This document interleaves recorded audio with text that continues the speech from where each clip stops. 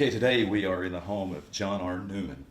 He's been a resident of Loudon on and off for several years. 96. 96 of them. Today is June the 4th, 2024, and John R. Was a member of the CIA when it was in its infancy. So, first of all, when is your birthday? August 15th, 1927. Okay. Tell me the community that you grew up in. I grew up in Loudon. My family were living in Saudi. They brought me here when I was 3 months old. And I always tell the people at the church that my first time I came to church, my wife was carrying me. I was 3 months old. And I've never been a member of another church and never had any desire to be. Okay. What street was it that you grew up in? Ward Avenue. Okay. Okay. You grew up on Ward Avenue. Ward Avenue. And that's across from New Sticky Cemetery, right? Right. Okay. So tell me about your mom first, and then we'll go to that. My mom was born in Lansing, Michigan. She was working there. My dad, right after he got out of the Navy, everybody was going to Michigan. Mm-hmm. So he went to Michigan too, and two things happened to him. He got to play baseball, which was his favorite. He played shortstop. He met my mother there. I've never known whether she went to the game or where he met her, but he stayed there 2 years and was offered a job with the Detroit professional baseball team. Wow. But he would have to go down to Florida in order to break in and be evaluated to see if he could really make it. They paid him $100 a month for food and everything else he needed. But $100 a month for a young man like that was great, because that was more than what they were paying people in the automobile on the lines. Yeah. He was in Florida for 2 years. The second year, he realized that there was also 2 more shortstops being checked. My dad wasn't a very tall man, but he said it didn't take him long to realize that the 2 tall guys, though they weren't as good as he was as a shortstop, they showed up better on the field. So he went back to Saudi. He became interested in what did they call it? In hosier mills, I guess we could say. And with the help of a doctor who was a family friend and another man who had some money, he was asked to start a mill, hosier mill in Saudi. He knew absolutely nothing about it.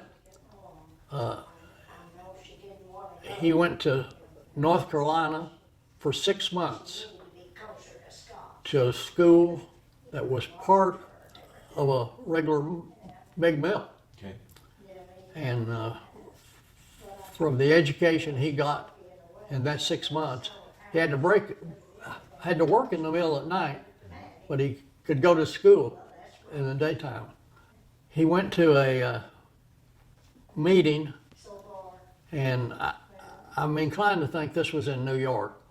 It was for all people that were in the textile business that were getting together to determine, what they needed to do, and they had people from all lines of hosier mills. He heard about this, and he went to see what he could see. And he had been there for the first 2 days, said it was really good stuff. Had good speakers. He learned a lot. And one man that had I guess, he had objected himself that he would do a certain day. I believe Dad said it could be not a 13, but a 30-minute rundown on what they know. He said he never spoke in a place like that in his life, but the people that were running it said, we've been watching you, we think you can do this. And so he put on a show on how to start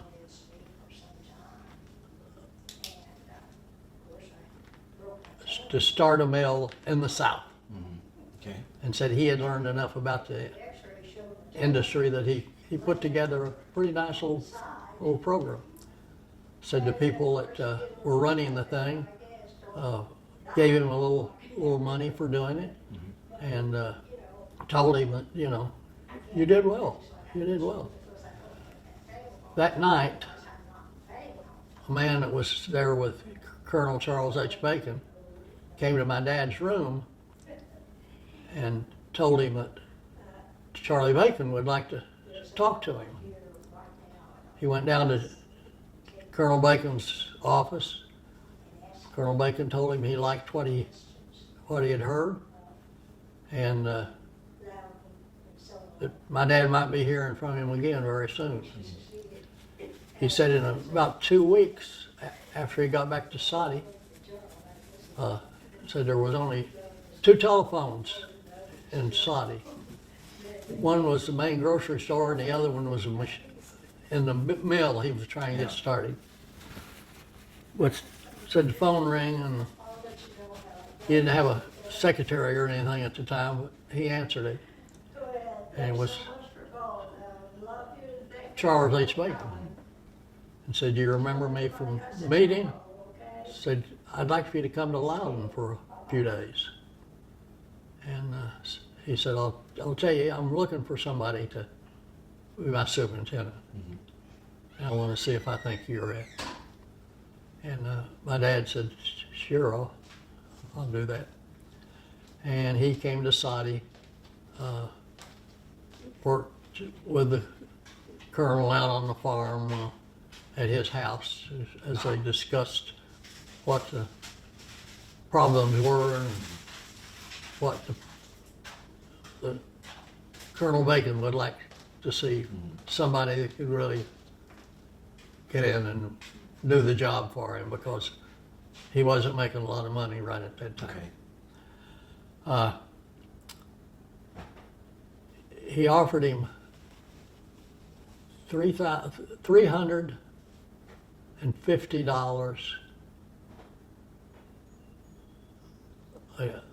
a month. Okay. And he said that was a lot of money. Now that was what, in 27, something like that? Yeah. He worked it out with Colonel Bacon, and it didn't take him a few days or maybe a few weeks even to get the Saudi mail turned over to one of the people that had worked there with my dad. And he'd still have some responsibility for helping them when they needed help. Really? Tell me the story of one time we were talking while your dad was working as superintendent of the mill. You said Colonel Bacon very seldom ever came in. That's right. To the hosier mill. That Said it was. you would go with your dad sometimes out to the farm, Bacon Farm, Oh, yeah. and give him a weekly report on Yeah. what had happened. We went out. I say we. I didn't. I'm sure it was every Saturday that he took me, but Miss Betty Bacon and the Colonel were the only ones there. They didn't have any children. I was the youngest child in the family. I guess this was really before I started the school. Miss Betty seemed to enjoy having me there. And she'd always have cookies and milk and so forth. And then I would sit out on the big porch that overlooked the river and the beautiful farm. Von Browder, it just happened that he was the farm manager. Okay. That's where he and my dad became great friends. But a couple other things on the school out in that area. What is it? Jackson School. Jackson. Miss Betty really took an interest in that, and she did a lot of things, and she'd want things that she could take to that school to make that school better. Yeah. And she'd have Dad looking to see where you could get things and ordering things for her. And I'm just imagining Colonel Bacon say, you know, whatever she wants, get it. But he said he became quite familiar with Jackson School because of Miss Betty. And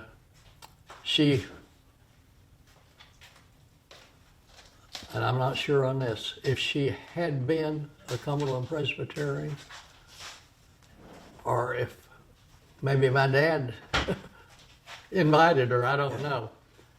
But during the early years, the church was really having a hard time financially. He said if it hadn't been for the farmers, you know, the preacher and his wife and family would have probably gone hungry a lot of times. But they got a lot this way. Miss Betty paid them,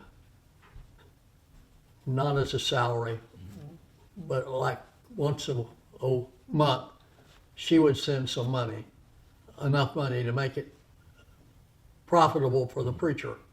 Tell me a little bit about your brother and sister. My brother and sister, my brother, named after my dad, he was a much better student than I was, because I'd had a little problem I'll tell you about later. But Homer was a good student, good boy. I mean, what Daddy wanted him to do, He did. he did it. My sister was the eldest, and she was the queen of, you know, Daddy's heart, his daughter. A lot of people will remember her. What was her name? Eleanor Jane. Ross. And she Eleanor married- Jane Ross. She married Albert Ross. And she was a elementary school teacher in Loudon for many years. But anyway, she always taught the lower grades. And I know when I first took my family overseas for, you know, 2 or 3 years and brought them back until I could get them in school up where I was, Yeah. I would let her take them to the school here. Okay. And our oldest daughter, Cheryl, Carrie had worried for 3 years, you know, these kids are not going to be equal to the other kids, Dad. Said they just don't have the, well, by that time, the military had overseas schools for children. And now, I wasn't military. I was civilian. But I got the military to let me send their kids. Okay. And when we come back after 3 years, our oldest was in the 1st grade. And I let Jane, Sister Jane, take her to school every day. Yeah. And about the 3rd day, she said, John, said, I don't know where Cheryl got this, but says, she's reading and writing at the 3rd grade level, and said, she is the most, I have to make her keep her hand down because every time I ask a question, she wants to answer. But she said she had to have a good, like Background. second or third grade, whatever it was, education. Sure. She ended up a doctor. She's 70 years old now, and we're trying to get her to retire, but she won't. But Dr. Arthur Harrison was the main doctor in Loudon. And my dad had set up a deal with Doc Arthur. Dr. Arthur's office was just up from where the mill was. That Dr. Arthur come down to the mill at 8 o'clock every morning before he started in his office. If there was anybody in the mill that was sick or getting sick, Dr. Arthur would take care of them. Or if they had and hear this now, if they had a child or a wife or something, most of these people lived out in the county, that needed some help, the husband would bring them in at 8 o'clock, and Dr. Arthur would take care of them. I always consider this was the first home health care that we had ever heard of. And this is why when anybody says anything bad about Charles H. Bacon, I always remember that in order to do that, Dad had to clear this with Bacon. So they paid, the company paid for all these doctors' visits then? So Doc Arthur got paid for whatever. Yeah. And Dad thought about it, he said he had people coming to work that day that would not have been able to come. And if they'd been sick enough to stay off, they probably would be sick for 2 or 3 days. The first high school football game. Then one of your neighbors came by, your brother Oh, was yeah. already at the game. I was standing out on the sidewalk crying, and Homer and J.I. Brazil and N.A. Weaver and all these boys in West End, 3 years older than I am, some of them 4 years older, they'd gone to the football game. And I was standing there on the sidewalk crying because they wouldn't let me go. And Mr. Anderson, who lived up the street from us, he come walking down the street so he could turn to go out to the football field. This is what made me think that was the field, excuse me, where the football field was, or Mr. Anderson wouldn't have come down that far. He'd turned, on up the road. But anyway, he wanted to know why I was crying, and I told him, and he said, well, let's ask your mother if I can take you out to the football game. So I ran up to the house, and Mother came out, and of course, she knew Mr. Anderson, Mr. Dan Anderson knew her, and she said, he said, I'll take John out. Said, I'm not going to stay but just a little while anyway. But I said, I'll see if he doesn't get hurt or anything. And he didn't. He held my hand. So he took me out to the game. And, they didn't all have on equipment and so forth. But I believe it was Lenore City that they were playing. Were there lights at the stadium? What? Were there lights at the Oh, stadium? no. lights? This was in the daytime.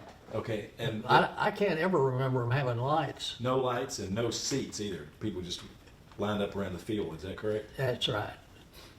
But in fact, we had to stand. We didn't have any place. Yeah. But And where do you think that stadium was? Right down from Ferry well, Street? I thought it was near the church, and I'm not sure if it was that colored church or not. Yeah, Mount Olive. Yeah, Yeah. but it was along there. Mm-hmm. Anyway, I probably shouldn't. Maybe I told you this or not. towards the end, some people started going into play that everybody knew they weren't even in school anymore. And I remember somebody going in that wasn't in any uniform. They were going in because people were saying, "Go on in, Henry, Henry, go on in." And he went in, and about the first play, he got clobbered. Was he in school at that time? What? Was he in high school at that time? No, he was working at the drugstore. I think he was working on his pharmacy. Okay. Then you went on to Loudon High School. Yeah. Where was the high school located when you went? Up on the hill. So what did you do after high school? I went in the Army. I was behind a lot of the people that were in the high school, like Bill Blair and Cotton Thomas, and they were all 1 year ahead of me. The Germans had already resigned or give up, and the Japanese were still fighting. So I went in 46. Okay. I was 18 years old. I had been 18, but not enough 18 to go when they all went, see, Yeah. which I wanted to go. So I probably didn't like my friends were all gone, or Yeah. my real buddies were all gone. Jack Randolph was one of those that were 1 year ahead of me. Okay. Because back in those days, you had to be, if you were going into the next grade, you had to be a certain age by the time of that grade. Well, I wasn't 18 until I was until October. Okay. The rest of them were 18, and the first, they all got off of going Okay. to school, see, for that year. But So you probably graduated in 46 then? yeah, If you joined the so Army. I was still 18, see. Yeah. In fact, I was still 18 when I went in the Army. Tell me about after you joined the Army, you got into the intelligence division, right? I'll tell you what happened. Okay. I went to Fort Bragg for training. During the war, there was one time, you were 6 weeks and you were trained. We had to go 12 weeks then because there really wasn't a big push to get people overseas at that time. But anyway, at the end of our 12 weeks, we all got assigned someplace. Okay. I was assigned, and let me tell you how I got assigned. I could type. And we had a young lieutenant that run our 35 or 40 people that were in the barracks. He had to take a report into the headquarters every morning, things that had happened and so forth. He couldn't type. He had to write it out. And apparently he didn't write it too well because he was always getting criticized for that. He had come down to the training house and asked if anybody could type. Now, why would he be asking that? Didn't really know, but I held up my hand.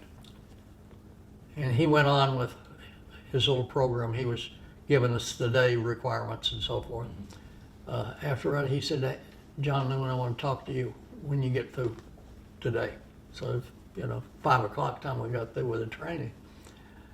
I went down, he was in the room. He said, "Can you really type?" And I said, "Yeah, I can type." And he said, "Well, how did you get that?" And I said, "Well, they taught that to Well, last year I was in high school, and don't put this in, but I thought the typing teacher was the best looking woman I'd ever seen. But, and that was really the reason, because there was only four of us, four boys, because that was sort of a sissy Yeah. thing. Say, girls did that. And no electric typewriters, everything was old Underwood and I forget what the name of the other one was, but they had got typewriters for 12 people, Okay. and those 12 were used in teaching typing. Well, Mrs. Anderson, the teacher, I liked her so well, I really worked hard. And we had a little book laid there, and in order to pass, you had to be able to type that book, and she'd give you different pages to work on. So I passed, and I picked up some typing. I was the best typist in there, to be perfectly honest. They're the best male. Yeah. Two of the males that had signed up for it, they give it out before they got through. But anyway, next day the guy was passing out orders, and he called my name, and he was sitting there looking at the order, and he said, how would you like to go to the Pentagon? And I'd heard bad stories about the Pentagon. I wasn't too happy about that. I figured it'd be way over my head. And he said, this is a good deal. Said, the guy that is doing what you will be doing is leaving. And I said, you said the guy? And he said, yeah. I said, is there only one there? And he said, yeah, there's only one enlisted man in the LNLD, the Legislative and Liaison Division. And he says, I don't know exactly what we're going to want you to do, but I'm to send you over there for an interview. Now, are you still in the Army at this time? Are you still Oh in the yeah, Army at I'm this still time? in the Army. Okay. In fact, I hadn't been in the Army quite a year. Okay. Said, you're going to be working for us. She said, do you know you're the only enlisted man in the Legislative and Liaison Division? And I said, no, I don't even know what it is. And she laughed. We were friends the whole time I was there, that old gal. She always took a joke. But anyway, she said, well, one of the officers here has to interview you and see if they think you can handle what we want you to do. And he was a lieutenant colonel, nice guy. Wasn't a heck of a lot older than I was. My brother had got out of the Navy, and he had been in the Navy with the FBI for a short time before the war. So he was back he was working for the FBI. He was working to become an FBI agent. You had to have a college education. And he didn't have that. So he found out that a lot of the FBI agents got their college education right there in Washington. I ended up in cryptography, and there was two parts to it.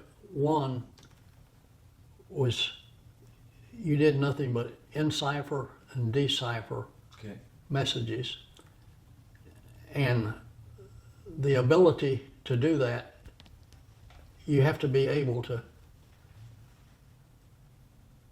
know the code that we're using, and there's a lot to it. I'll show you a card. Okay. And said, we only give you so many months to learn it completely, because you have to be able to do it typing. Because you're typing out of a code book the code that you have just broken down. The same, if you've got a message going out, you have to write the text in, and you got to be able to decipher it.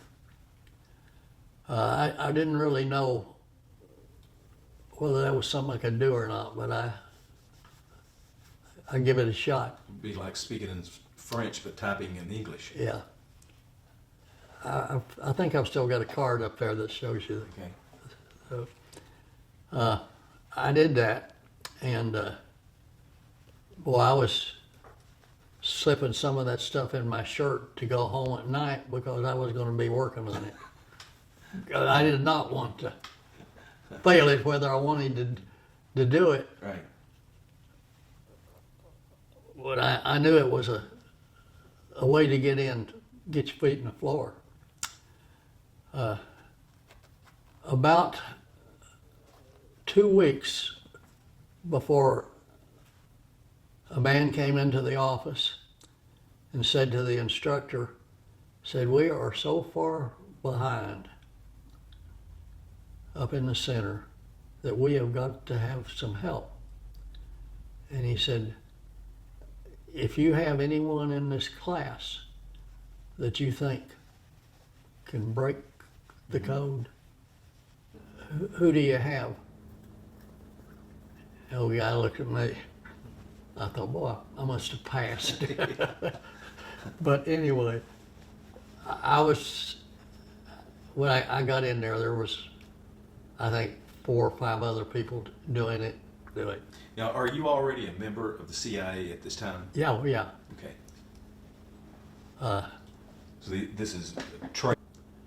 In fact, I think it was the day after I got my discharge. And I got on that streetcar and started to walk back, and I saw this officer that I had worked with in sorting, stuff, but some goes this way, some goes that way, another. Saw him sitting back there by himself. And I was going to pass him. I wasn't going to say anything. And I got about halfway up to him, and he says, "Hey, Newman." And I said, "Hey, good morning, sir." He said, "Sit down here." I said, "What are you doing?" And I said, "I'm still in the Army." He said, "Well, I thought you would be since you were wearing that uniform." But he says, "I'm out now." And says, "They are accepting me even though I was in OSS. They're accepting me." And he said, "If you want a job, since you still have your clearance that you had the short time you were here," said they'd go good for you.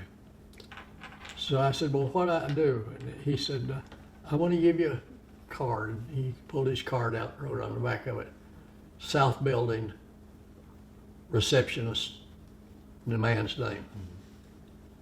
Says, "You take this card, give it to the receptionist, and you tell her that you've been referred there for a job.